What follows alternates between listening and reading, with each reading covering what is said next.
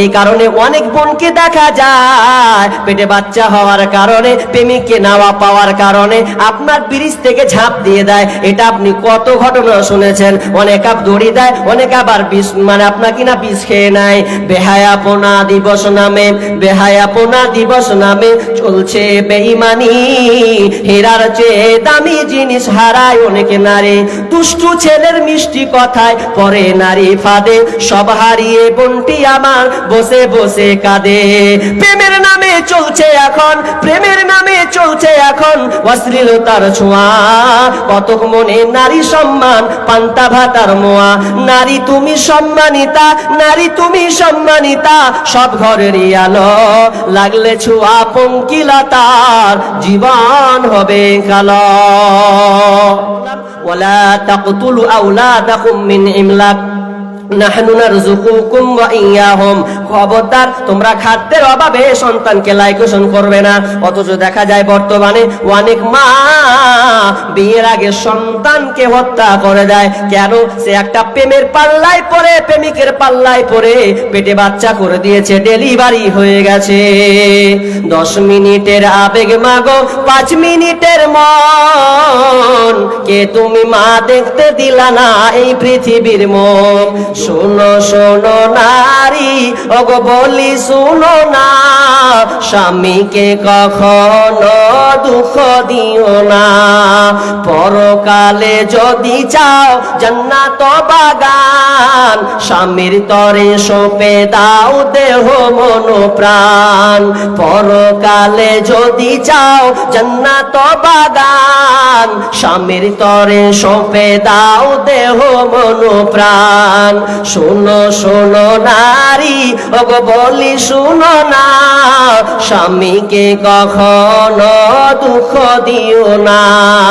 যদি করো নামাজ রোজা আর পড়ো কোরআন, স্বামীর সেবা না করিলে যাবে জাহান্নাম।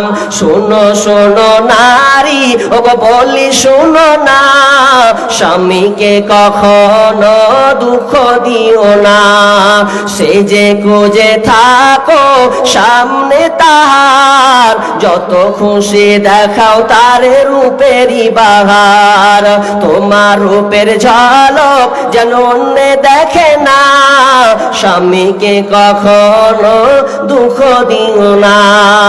এবার স্বামী বাড়ি চলে এসেছেন, আর এদিকে উম্মে সুলাইম সুন্দর করে সেজে নিয়েছেন, বিছানাটাকে সুন্দর করে বিছিয়ে দিয়েছেন। আর যখন স্বামী ঘরে ঢুকে গেলেন, ঢুকে দেওয়ার পর এবার স্ত্রী তার স্বামীর হককে আদায় করবেন। এবার সম্পূর্ণ হক আদায় করার জন্য তারা নির্জনে একাকী একটা চলে গেছে, গভীরে চলে গেছেন।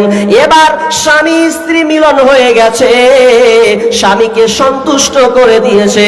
এরপরে এবার স্ত্রী বলছে, স্বামী আমার, আমি আপনাকে এমন একটা কথা শোনাবো যে কথাটা উত্তরটা আপনাকে দিতে হবে। তো স্বামী বলছে, বলো তুমি আমাকে কি বলবে। এবার স্ত্রী বলছে, স্বামী আমার, আপনাকে যদি কেউ নেয়ামত কোনো আমানত রাখতে দেয়, আর কোনো ব্যক্তি যদি আমানত চাইতে আসে, তাহলে কি আপনি ওই আমানতটা ওকে দিয়ে দেবেন না? স্বামী বলছেন, আবু তালা বলছেন, অবশ্যই ওর হক যদি, ও আমানত যদি চায় তাহলে ওকে ফিরিয়ে দিতে হবে। এবার স্ত্রী দেখেন কত ইমানদারি মহিলা, কত সুন্দর করে স্বামীকে বুঝাচ্ছেন, দিয়ে বলছেন, স্বামী আমার, আমাদেরকে একটা সন্তান আল্লাহ তাআলা দিয়েছিলেন, আর ওই সন্তানটা ছিল আল্লাহর আমানত, আর ওই আমানতটা আল্লাহ উঠিয়ে নিয়েছেন। আর তার মানে তোমার সন্তানটা মারা গেছে। تعالوا أتلوا ما حرم ربكم عليكم ألا تشركوا به شيئا। আল্লাহ তাআলা নবীকে বলছেন, নবী হে, আমি আপনি আপনার উম্মতিদেরকে বলে দেন, আমার বান্দাদের জানিয়ে দাও, কুল তাআলাউ আতুলু মা হারামা, তাদের জন্য হারাম করে দেওয়া হয়েছে আল্লাহ তুশরিকু বিহি শাইআ, তারা যেন শরীক স্থাপন না করে, আমাকে ডাকতে গিয়ে, আমার ইবাদত করতে গিয়ে তারা যেন অংশীদারি স্থাপন না করে, এক কথায় শিরিক না করে দেয়। কারণ শিরিক এত ভয়াবহ, এমন একটা কাবিরা গুনাহ, বড় পাপ। কেউ যদি শিরিক করে দেয়, শিরিকের ব্যাপারে আমি বেশি লম্বা করব না, হালকা টাচ করে চলে যাব। এই শিরিক কত খাতারনাক। আল্লাহ সুবহানাহু ওয়া তাআলা বলছেন, ইন্নাহু মাইয়ুশরিক বিল্লাহি ফাকাদ হারামাল্লাহু আলাইহিল জান্নাহ ওয়া মা'ওয়াহুন নার ওয়া মা লিয-যালিমিনা মিন আনসার। এই শিরিক কত ভয়াবহ আল্লাহ তাআলা বলছেন, যারা শিরক করবে তাদের জান্নাত হারাম, তাদের জন্য জান্নাত হারাম, তাদের জন্য জান্নাত হারাম, জাহান্নাম অবধারিত। ওয়া মা লিয-যালিমিনা মিন আনসার, এবং আপনার কিনা তাদের জন্য কোনো সাহায্যকারী থাকবে না। কেন কেন কেন? কারণ তারা শিরকের মতন বড় গুনাহ তারা করে ফেলেছে।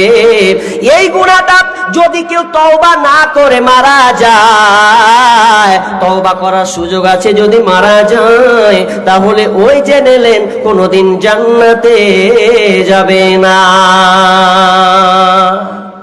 ফোন করছে, হ্যালো, আর যে মিস্ত্রির কথা শুনেছে, বলো বলো, আছি বলো। আগে কে বলছে, শুনছো? বলছে বলো। বলছে তোমাকে আমি একটা কথা বলবো। তো বলছে বলো। প্রিয়তমা, তুমি তো আমার প্রিয়তমা, তুমি আমার আদরি, তোমাকে ছাড়া তো এক মুহূর্ত আমি থাকতে পারি না। তো কি বলবে বলো? তো বলছে স্বামী আমার একটা কথা শুনে নাও, যে তুমি আমাকে একটা গলার হার বানিয়ে দিয়েছিলে না, ওই গলার হারটা হারিয়ে দিয়েছি, কিংবা চুরি হয়ে গেছে। স্বামী বলছে ঠিক আছে, থাক থাক থাক, হারিয়ে গেছে, হারাতে দাও, কোনো অসুবিধা নাই। কিছুদিন পর আবার ফোন করছে, হ্যালো। বলছে কি হলো বলো। তো বলছে শুনছো? হ্যাঁ শুনছি, বলো। তো বলছে শোনো, আজকে আমার মন খারাপ। যে কি হয়েছে প্রিয়তমা আমার জান, বলো, মন খারাপ করিও না, শুনি তোমার কথা। তো বলছে শোনো, আজকে দেখলাম ঘুমানোর সময়, সকালে উঠে দেখছি তোমার কানেরটা যেটা দিয়েছিলে, কানেরটাও না। হারাচ্ছি তো কি হয়েছে, আমার মাসে 30,000-40,000 ইনকাম, তোমাকে আসবো আর ঘর খাট করে বানিয়ে দিয়ে দেবো, ভালো কথা। তৃতীয় দিন আবার বলছে, আপনার কিছুদিন পর আবার ফোন করে বলছে, স্বামী আমার শুনছো, নাকের ফুলটা হারিয়ে গেছে। স্বামী বলছে ঠিক আছে, মেনে নিলাম, অসুবিধা নাই, তোমার হারিয়ে যাচ্ছে, আল্লাহ কি বিপদ এলো রে, যাক হারিয়েছে, এ নিয়ে মন খারাপ করার নাই। তো তুমি হারিয়েছে এ নিয়ে টেনশন করিও না, বাড়ি আসতে দাও, তোমাকে আমি সব কিছু বানিয়ে দেব, কারণ আমি তোমাকে খুব বড্ড ভালোবাসি। এবার ভালোবাসি বলছেন, ঠিক আছে। এবার কিছুদিন পর আবার ফোন করতে লেগেছে, বলছে হ্যালো, গলা ভারী করে কইছে, হ্যালো, কি ব্যাপার, তো মন কেন খারাপ রে? এই তো মিষ্টি সুর শুনতে পাই না, তোর কি হয়েছে বল? যে মিষ্টি সুর শুনবে কি করে, আমার তো একটা অঘটন কাজ আমি করে দিয়েছি। বলছে কি কাজ? বলতে লজ্জা লাগছে, ভেট খেপি, বলতে ফের লজ্জা আছে, বল আমাকে বলবি। বলছে কি বলবো অঘটন, শুনে নাও। আজকে আমার কিনা সমসপুর গ্রামে আপনার কিনা জালসা ছিল, আর এই জালসার দিনে তোমার বন্ধু, আপনার পাশের গ্রামে তোমার বন্ধুটা আমাদের বাড়ি এসেছিল, আর আসার সময় মানে জালসা শুনেছে কি না শুনেছে কে জানি, রাত হয়েছে, দিয়ে বলছে আমি তোমার বন্ধুটাকে আমার বিছানায় শুইয়ে দিলাম, সে থাকতে চাইলো, আমি তাকে থাকতে দিলাম। শুধু তাই নয়, দুজনে এক বিছানায় শুয়েছিলাম, রাত পার করেছি, সকাল হয়েছে। আচ্ছা বলেন, স্বামী এবার মানবে গো? টাইম তো আছে, টাইম আছে, লোক বসে আছে, পালাইনি, টাইম লম্বা আছে, আমি আদায় 15 থেকে 20 মিনিট করে দেবো, আমার অভিজ্ঞতায়, টেনশন করিয়েন না, ধরেন ঠিক, আমি তো ওটা মাথায় রেখে আছি। তো বলছে কি, স্বামী আমার এটা কাজ হয়ে গেছে, স্বামী তো আর মেনে নিবে না, আরে তোর কানের হারিয়েছে মেনে নিয়েছিলাম, গলার হার হারিয়েছে মেনে নিয়েছিলাম, আর তুই আমাকে আজকে বলছিস যে তোর আমার বন্ধুর সঙ্গে তোর সম্পর্ক হয়েছে রাত্রে, এটা আমি কোনোদিন মেনে নিব না।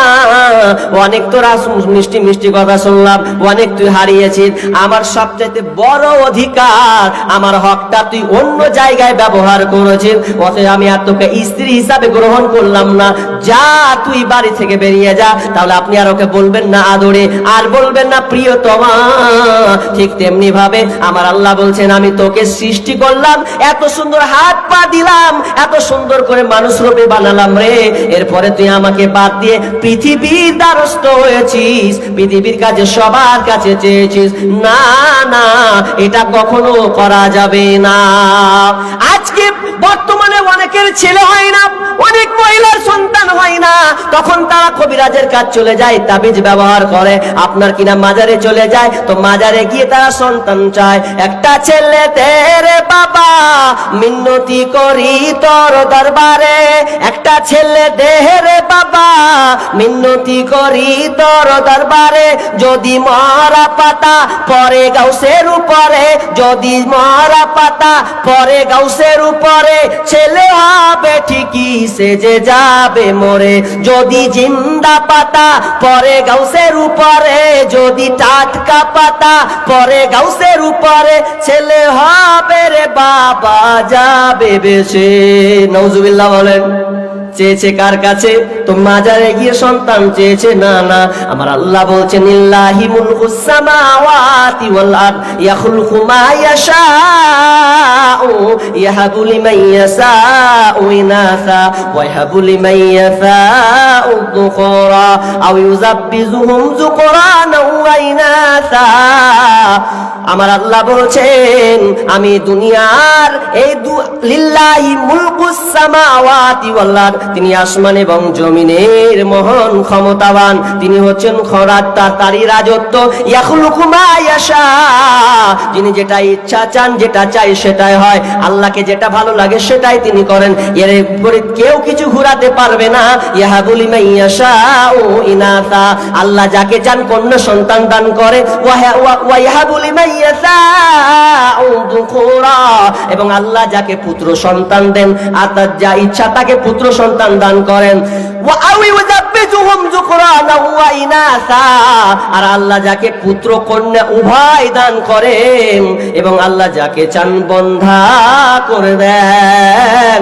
অতএব চাইতে যদি হয় তাহলে আপনাকে আল্লাহর কাছে চাইতে হবে। শিরক, আল্লাহকে বাদ দিয়ে কারো কাছে চাওয়া যাবে না, আপনি চাইতে পারবেন না, অংশীদার স্থাপন পার্টনারশিপ গ্রহণ করতে পারবেন না।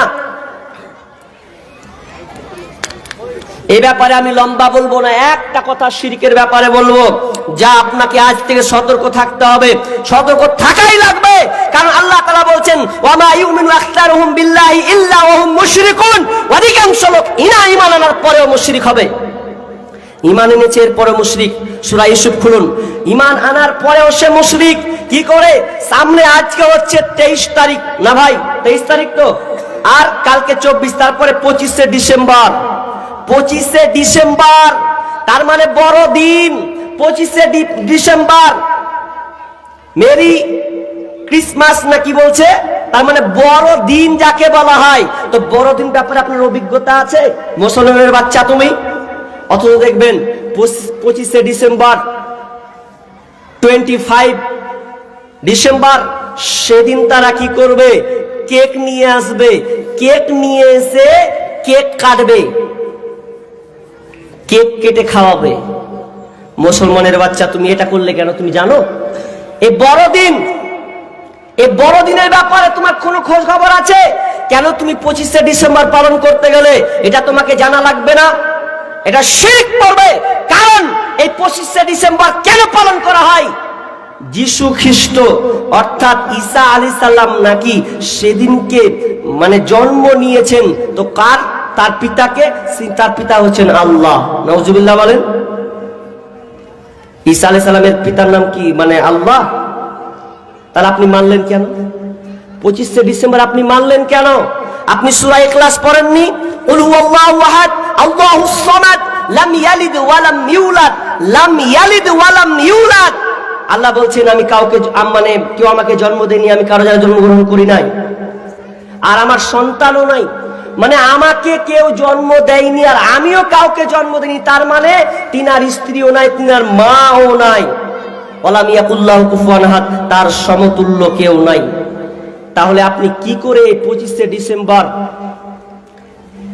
আপনি আজকে এই বড়দিনকে উদযাপন করলেন? যারা এই 25শে ডিসেম্বর নিয়ে আপনার কিনা পিকনিক বের করবে, ওরা কোনোদিন মুসলমান হতে পারে না।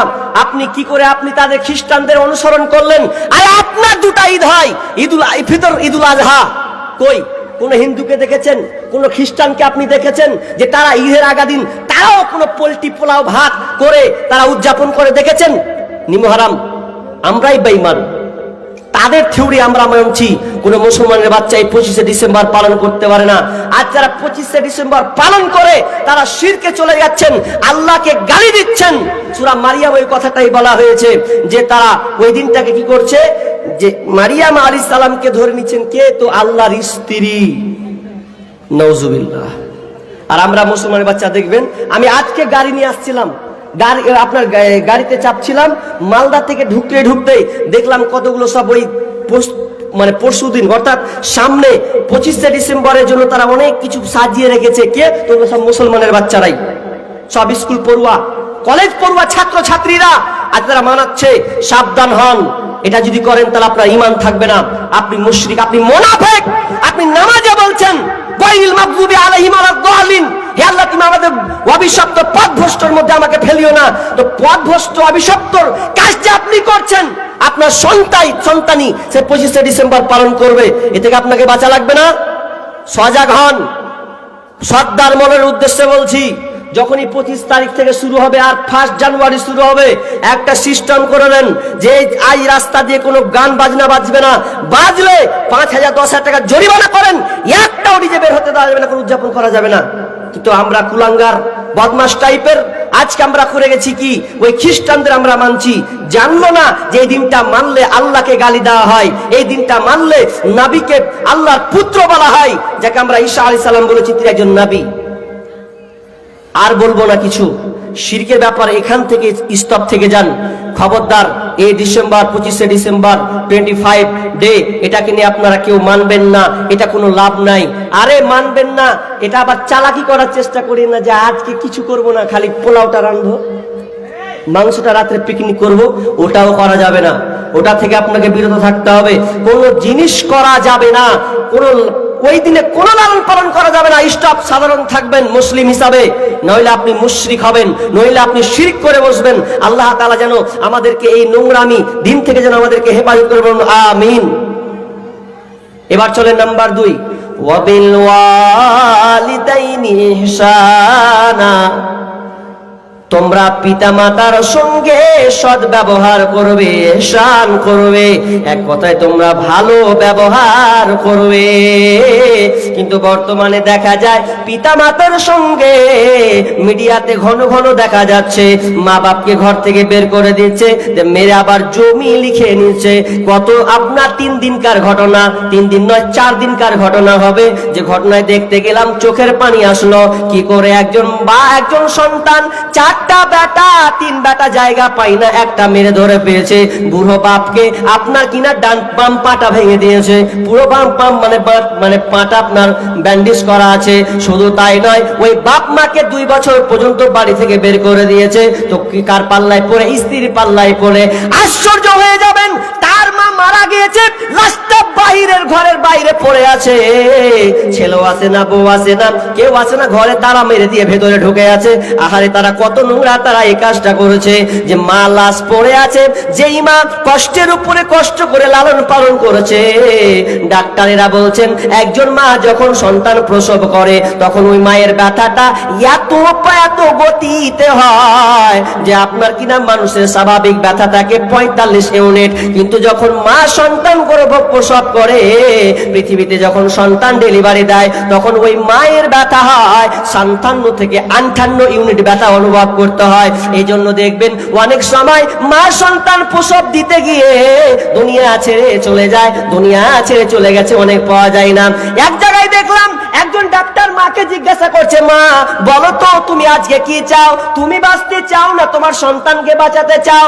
মা বলছে, ডাক্তার আমি তো অনেক বয়স হয়েছে, আমার বয়স 25 হয়ে গেছে, 22 হয়ে গেছে, তো আমি অনেক পৃথিবীর আলো দেখতে পেলাম, মা দেখলাম, বাবা দেখলাম, কিন্তু আমার এই সন্তানটা তো আসবে, এ তো কিছুই দেখে না, আমি চাই না আমি চলে যাই, ওই ভালো হবে, কিন্তু আমার সন্তানটাকে বাঁচাতে হবে। এটা কে বলছে? তো মা বলছে, আমি মরে যাই, যদি আমাকে মরতে হয় মরতে হলে কোনো আপত্তি নাই, কিন্তু আমার সন্তানটাকে বাঁচাতে হবে। আর এরকম করে নিমহারার আজকের সন্তান আমরা কি করছি? বাপ মায়ের উপরে নির্যাতন করছে। তো মায়ের লাশটা পড়ে আছে বাইরে, চট্টগ্রামে করে এটা ঘটনা হবে, তো লাশটা পড়ে আছে, কেউ আসে না, পুলিশ এসে সমাধান করে দেয়। তো শোনা গেল ওই বাপকে তারা বউয়ে চটি খুলে আপনার কিনা অনেকবার মেরেছে। ওই বুড়ো লোকটা বলছে, আমার বৌমা আমাকে চটির বাড়ি 100 বারের উপরে আমাকে মেরেছে, শুধু তাই নয় তার সন্তান বাম পাটাকে ভেঙে দিয়েছে। নিমহারাম, বেঈমান, আর তুমি নিজেকে মুসলমান দাবি করছো, মা বাপের উপরে অত্যাচার করছো, খবরদার। আমি লম্বা করছি না, তবে শুনে নাও, মা বাপের উপরে খবরদার অন্যায় করা যাবে না। যদি আপনার সাথে অন্যায় করে আপনার অধিকার নাই, আপনি বলতে পারেন পাশের প্রতিবেশীকে, বড়দেরকে যে আমার সঙ্গে এইগুলো করছে, তবে আপনি মা বাপকে শাসন করতে পারবেন না, হাত তুলতে পারবেন না, আপনাকে এইভাবেই থেকে যেতে হবে। আশ্চর্য ব্যাপার, বাপ মাকে আমরা মানে আপনার কিনা শাসন করছি, জি না। এই বেটা তোমাকে বলছি, শোনো, তোমার বয়স 22, 25, 30 হয়ে গেছে, বাপ মাকে ধমক দাও মানে তোমাকে লজ্জা করা দরকার। তুমি যখন ছোট ছিলে, ছোট থাকার সময় আব্বা বলছে, আব্বা টাকা দাও, টাকা না দিলে তুমি স্কুল যাবে না। বাপের কাছে যদি টাকা না থেকেছে, অপরের কাছে ধার নিয়েছে, ভাই 5 টাকা দাও তো, দিয়ে সন্তানকে দিয়েছে, যা বেটা তুই এবার স্কুল যা, তো যা যা। কত সন্তান, কত বাপ করেছে। আর আপনি, আপনার বাপ বৃদ্ধ হয়ে গেছে, বার্ধক্যে পৌঁছে গেছে, আপনাকে আল্লাহ টাকা দিয়েছেন, আপনি আজকে প্রমাণ করবো, আজকে প্রমাণ করবো, বলেন আজকে জালসা হচ্ছে, কোন সন্তান আছেন যে আজকে আব্বাকে 100 টাকা দিয়েছেন, বলেন আব্বা 50 টাকা আজকে মাদ্রাসায় দিও, আর 50 টাকা পালে তুমি কিছু খেও। দেখান তো হাত তুলে একজন কে করেছেন? অভাব উঠলেও নাই, একটা উঠবে। কে করেছেন? একটা উঠে নাই। করেছি আমরা। বাপ বার্ধক্যে পৌঁছে গেছে, আপনার বাপ ওই চায়ের দোকানে লোকের চা খাওয়া দেখছে, আপনি কোনোদিন 10 টাকা দিয়েছেন যে আব্বু দোকান যাচ্ছ, নাও 10 টাকা চা খেয়ে এসো? এ তো আপনি করেননি। খবরদার, পিতামাতার সঙ্গে আপনি খারাপ ব্যবহার করবেন না। ওয়ালা তাকতুলু আওলাদাকুম মিন ইমলাক নাহনু নারযুকুকুম ওয়া ইয়্যাহুম। আমার আল্লাহ 3 নাম্বার বলছেন, যারা হিদায়াতের পথে থাকবে, 3 নাম্বার, ওয়ালা তাকতুলু আওলাদাকুম মিন ইমলাক নাহনু নারযুকুকুম ওয়া ইয়্যাহুম। খবরদার, তোমরা লাইকেশন করে সন্তানকে কাতাল করবে না, তোমরা সন্তান হত্যা করবে না খাদ্যের ভয়ে। তোমরা আল্লাহ বলছেন, আমি তোমাদের যেমন খেতে দিই তাদেরও রুজির ব্যবস্থা করেছি। আচ্ছা, রুজির মালিক কে বলেন তো? জোরে বলে, রুজি মালিক কে? আল্লাহ তো না মমতা খালা? রুজি মালিক আল্লাহ, তাই তো? 100তে 100 বিশ্বাস তো? আসলে আমাদের বিশ্বাস নাই গো, না হলে হতো না। 100তে 100 যদি বিশ্বাস হতো ঠিক ছিল। ভরসা নাই যে রুজির মালিক আল্লাহ, রুজির মালিক আল্লাহ। আপনাকে একটা কথা বলি, আপনাকে একটা লোক মানে ওর আল্লাহর প্রতি ভরসা নাই, বিশ্বাসও নাই। একটা হিন্দু লোক এসে বলছে, এই তোর সঙ্গে টেক্কা মারবো। কিসের টেক্কা মারবি? ও কিন্তু মানে ট্রেনিং নিয়ে এসছে, ওর সাথে বকছে, ট্রেনিং নিয়ে এসছে দিয়ে বলছে, আমি ওই একতলা থেকে পড়বো, তুই একতলা থেকে পড়বি। আমি যখন একতলা থেকে পড়বো, তো একতলা থেকে পড়বো, আমি ভগবান বলে পড়বো। আমার যদি হাত না ভেঙে যায় তাহলে আমার ধর্ম মিথ্যা। আর তুই একতলা থেকে ঝাঁপ দিয়ে পড়বি, আল্লাহ বলবি, দিয়ে তোর যদি হাত পা ভেঙে যায় তাহলে তো ধর্ম মিথ্যা। ঠিক আছে, আইলে লাগলাম। তো ও যে বলেছে হিন্দু লোকটা যে একতলা থেকে পড়লে হাত পা ভাঙলে মিথ্যা, ও কিন্তু আগে ট্রেনিং নিয়েছে, মানে শিখেছে 1 মাস 3 মাস ধরেও, 3 মাস ধরেও শিখেছে। তো ওকে বলছে যে তোর ধর্ম সত্য না আমার ধর্ম সত্য? তো হিন্দু মুসলিম বলছে লে দেখাবো আয়। মুসলমান তো ঠিক চালাক হয়, তো বলছে এক কাজ কর, আমি পড়বো না, তুই আগে পড়, আগে তুই পড় তারপর দেখবো। ঠিক আছে আমি পড়ছি। ই তখন এক তালায় উঠে গেছে, বলছে দেখ পড়ছি, বলছে এ ভগবান, আর যেমন ভগবান করেছে ভাটাম করে পড়েছে, ওর হাত মা কিছু ভাঙলো না। ই তো দেখো অব্যাক জিতেরি কি হলো এটা। এবার তোর মন টন খারাপ হয়ে গেছে, হাত পা ভাঙলো না, এটা আমার পালা। তো মনে মনে কইছে কি যে হবে আল্লাহ জানে, মানে আল্লাহর উপর আর ভরসা নাই। তা বলছে ই করবো, যা হবে হোক গা, আল্লাহ হবো ভগবানও হবো, দুটার মধ্যে একটা হবে। রিবু আপনার ওপরে উঠে গেছে, ওপরে উঠে দিয়া দুটাই কইছে, বলছে হে আল্লাহ হে ভগবান, আর যেমনি পরে পাটাম করে হাত পা দুটো ভেঙে গেছে। যে কি হলো, ভগবান কহেও কাজ হলো না, আল্লাহ কহেও কাজ হলো না। তার মানে ওর কি অভাব ছিল ভাই, আর দুটা জিনিস অভাব ছিল না। এই হিন্দু লোকটা ট্রেনিং নিয়ে এসেছিল, ও তো পড়লে ভাঙবে না, আর ওকে এমনি দেখছে। আর এক ট্রেনিংও নেই, আর এর মধ্যে কি নাই, ইমানি চেতনা নেই, ওর আল্লাহর উপরে কি নাই, বিশ্বাস নেই, দুটোই নেই। তো সেই রকম আমরা রুজির মালিক আল্লাহ, আমাদের 100-100 বিশ্বাস আছে তো, তাহলে আল্লাহ রুজির মালিক। কিন্তু এরপরে আমরা যে বলছি যে দুটার বেশি লিব না, বলি না আমরা, কেন লিবেন না প্রশ্ন করা হয় না কেন? কে লিবে, কে খিলাবে, কত ঝামেলায় পড়তে যাব, খিলাতে পারবো কি না পারবো। তার মানে ও নিজেকে দাবি করছে যে আমি রুজির মালিক, আমি খাটবো খিলাবো তেবি খেতে পাবে, এই ধারণা নিয়ে আসিয়েন না।